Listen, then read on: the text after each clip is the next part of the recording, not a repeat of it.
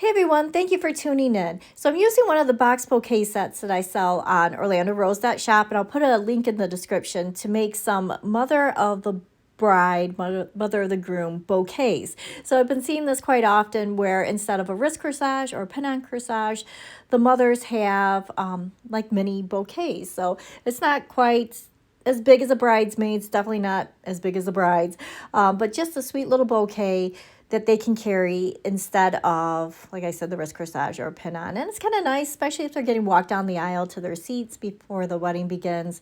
It's just kind of a nice little tribute to give them. So I'm using this box bouquet set on purpose because I just wanted to point out that this set is $24.99. Like I said, I'll put the link in the description.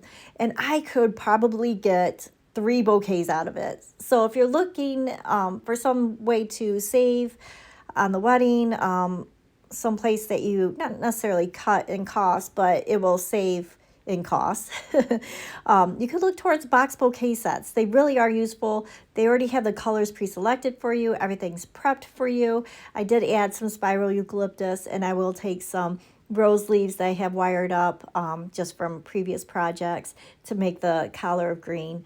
The spiral eucalyptus kind of holds the roses in place for me there instead of like baby's breath. Once I have a nice sweet little round mound there, I'll just tie it off with a chenille stem. I will measure just one hand down to cut it. You don't want real long stems. It's just a sweet little bouquet to carry, and it doesn't necessarily need to be a bigger production on the stem.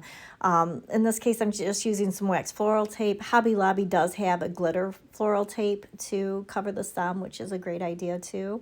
But like I said, you can get 3 of these little bouquets out of one box set. So it's just a great way to save on cost.